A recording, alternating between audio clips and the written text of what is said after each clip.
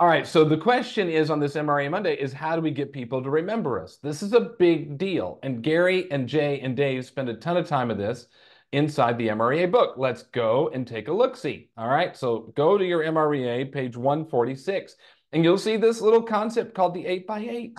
You're like, oh yeah, I've heard of that. I know what that is. But do I do that? How does it work? What's the point? The whole point of the 8 by 8 is to cement yourself in their brain so that this person who comes into the open house knows who you are. This person you meet at Starbucks remembers you. How do we get them to remember us? Well, we run an 8 by 8 campaign, which stands for 8 contacts over 8 weeks. It doesn't have to be run that way. I'm not as concerned about did you run it exactly right or whatever, but what I'm curious about is are you setting yourself up in a way that people can remember you? Page 146 says your 8 by 8 program is a systematic way of establishing relationships and cementing them in the mind of those of who you are and the opportunities that your business represents them. It goes on. Remember, if you aren't first or second in their mind, you won't get the business. This program begins this mind share positioning process in a very powerful way. So I'm curious about what you're doing about an 8 by 8. Now, let me tell you, this works. An 8 by 8 works, and I'll prove it to you. When Terry and I met, we met on the eHarmony. Are you familiar with eHarmony? We met on eHarmony. Now, I had been matched with like 1,500 women over the 5 years I was on and off eHarmony, like literally 1,500 people. Now, Terry got on it, and I was like one of the first people she met.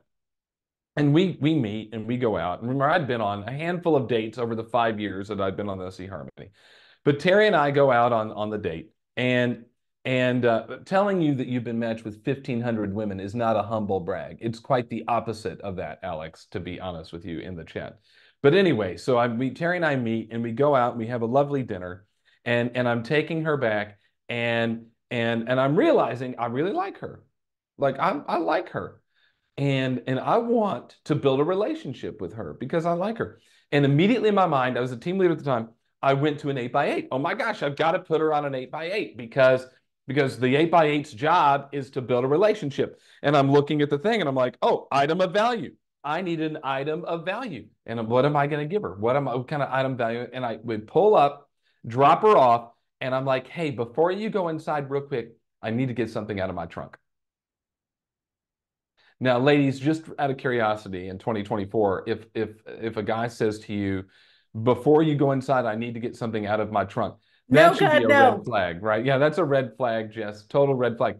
And I run into my trunk, and because I was a team leader, and because it's 2009, I have a case of shift books in my trunk.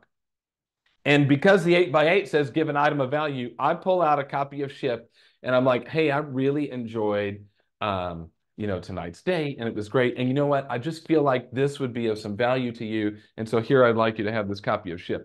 Now, just for perspective, she's not in real estate. She is not a real estate agent.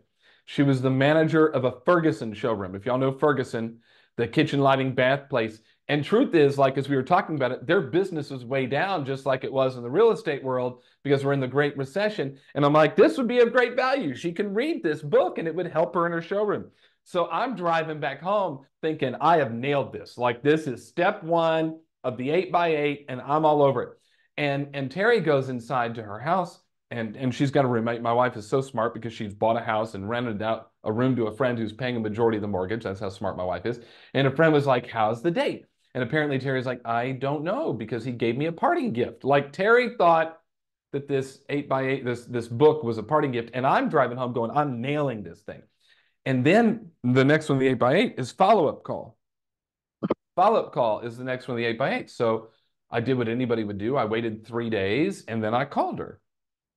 And people were like, why did you wait 3 days? I'm like, Jesus waited 3 days. So it seems like a good number of days to wait. And so I waited 3 days and I called her and we followed up. And then I texted her and we met for coffee. This is touch number 5. And then I would text her again, touch number 6. And then we went out for a dinner. We went to Bonefish Grill because I was fancy. And we went to Bonefish Grill. And I remember being at Bonefish. This is our third date. And this is like the 7th touch of the 8 by 8. And I'm like, she's it. Done. I found her.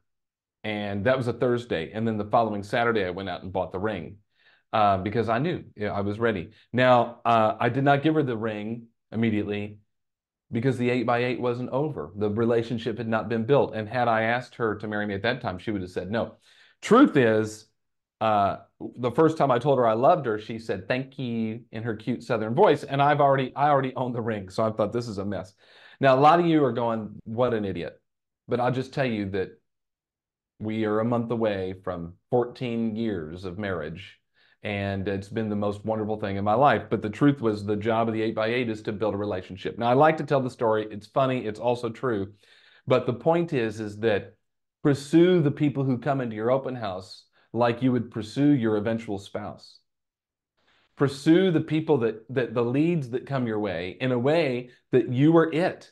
You're the one. Now, it doesn't have to be 8 contacts over 8 weeks, but it's got to be more than thanks for coming in. If I can help you, let me know. Like, we've got to have a plan in place to be able to get into a flow with people so that we can go from, hey, we've never met, to that's my agent. Let's talk about it. Jenny, you're up first. Good morning. Oh, James, I've heard that story so many times and it cracks me up every single time. So my little reminder on this, and it's for myself as well, is this one thing.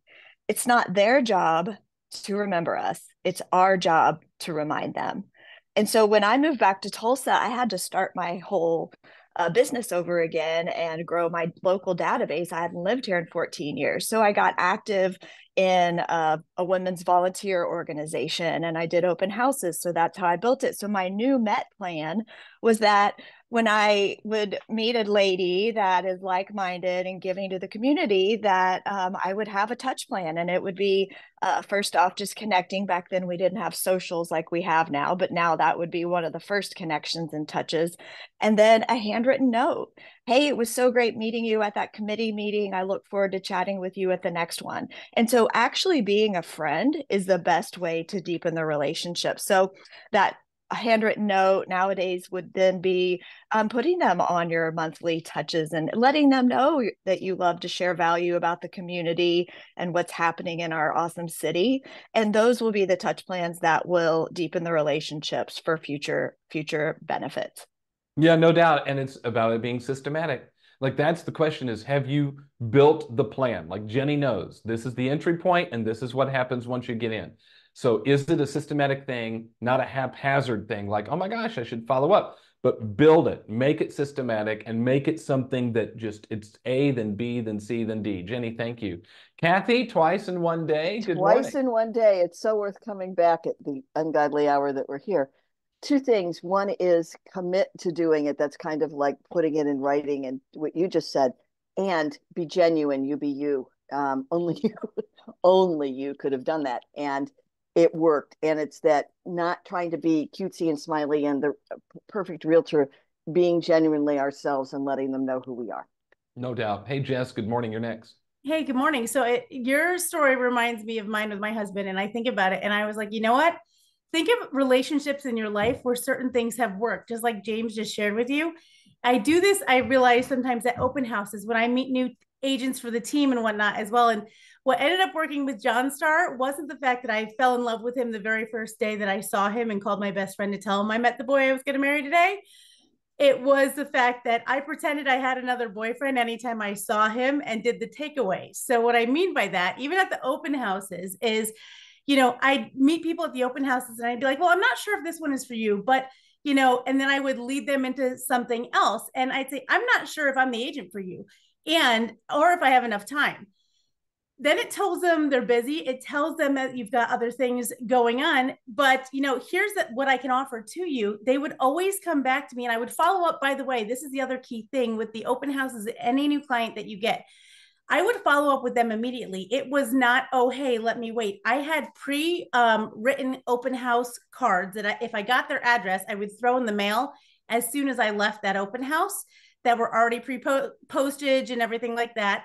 And I would call them from my car as I left the open house because I knew they'd be going to another open house after, and I wanted to be the first one in their mind. So I do the takeaway that I don't know if I have enough time to work with you, but I'd love the opportunity to try.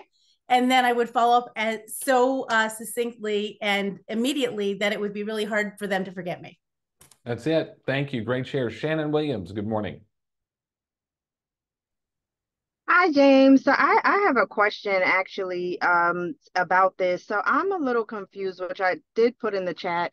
When do you use the 8 by 8 or a 36 touch? Is it when you have met someone and you've actually talked about real estate, or is it, somebody that you've talked with at church and you haven't really bought up real estate yet? All right. What's the Couple difference? of things, Shannon. So for you as someone newer in the business, first you should do an 8 by 8 to reintroduce yourself to people in the database to let them know this is what you do. And you want to document that in advance. Next, it's anyone you ever come across and have that real, they come into your open house.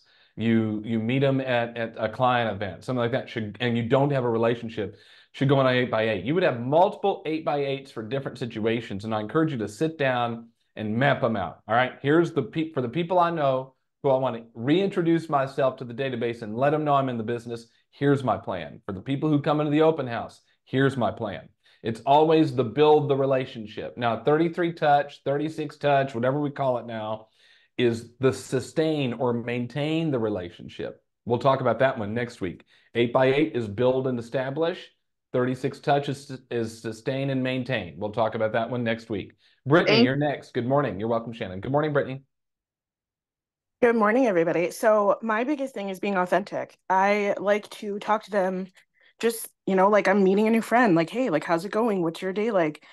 Things like that. And we establish that relationship, and they feel more comfortable. And I can literally see their wall come down in the open house where they're like, please don't talk to me, please don't talk to me. Like, we all know how we feel when we walk into a store and the person's like, can I help you 500 times? And I'm like, please stop helping me. Like, I don't want you to. So when we do that and I'm authentic, they ask more questions, they stay for longer, we have a nice chat, and then when I text them, they text me back because they do remember who I am, not to mention the fact that I have purple hair and a tiny assistant who carries everything with her. Thank you for your shoes. So just being myself and having that conversation first that's not house based helps so much. Thanks, Brittany. Good to see you. Ellie McIntyre, good morning. Good morning. First off, the 36 touch, I think a lot of us do that a quarter, just with being part of this community. But one of my biggest database um, categories is local people. So every time I do a local event, to participate in one of these awesome events that I do, they have to give me all four parts of their information. And I think the key is to not just use one method, not like you said, you called and you gave her a gift and all these things. So if you just think that email, setting somebody up on a email campaign and you're going to connect with them, then you've got to hit them on multiple different ways. So one of the tools that I must say I only recently found, thanks to Ronnie and Ronnie talking about, is the RPR.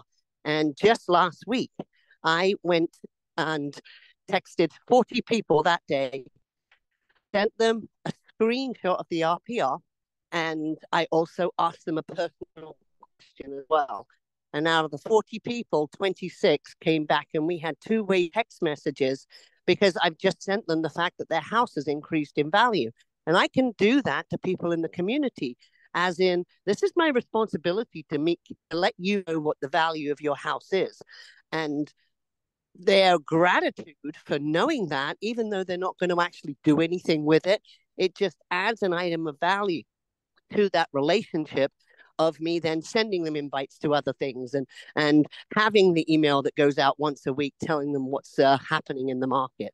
So I think the key part is to make it not just one method of communication, but have multiple different streams of way that you're communicating with people, including something of value. 100%. Look, I've been at Keller Williams long enough to remember Gary being on stage at Mega Camp probably 15 or 16 years ago, really talking about the 8 by 8 and the importance of it. And he would tell us, he would get emails from people who would say, I read MREA, I did the 8 by 8 and it didn't work. And he'd say, tell me more about it. And they'd say, well, I sent him 8 emails and nothing happened. And he goes, go read it again. You didn't do an 8 by 8. An 8 by 8 is not 8 emails. It's a multitude of things. And the way I would teach it, I'm going to go old school for a minute, but think mail, call, mail, call, mail, call, mail, call over 8 weeks. Now, it might be text, it might be email, it might be US mail, but you've got to get in front of them in some way. And so if This is where I get a little wound up sometimes about, well, I just have them on a smart plan. Well, does a smart plan include some sort of personal communication with them, or is it all automated? Because automated relationships are not relationships. Automated relationships are not relationships. Relationships require two-way communication. I could send Terry stuff all day when we were dating, and that would be stalking. And she wouldn't marry me, and she wouldn't be interested. It has to go both ways. So if you're doing a set it and forget it, it's set it and they forget it. That's how it works. All right, we're out of time. I'm so sorry we've got all these hands up, but we got all week. We can continue talking about it all week. Bottom line is sit down and figure out what's your entry point into the database and what happens once someone gets in. That's what the 8x8 question is asking. And Terry, thank you for not thinking I was creepy. That's it. Thank you for being here. You got your inspiration. Go put in the perspiration. We'll see you tomorrow. Bye, everybody. Have a great day, gang. Thank you, James.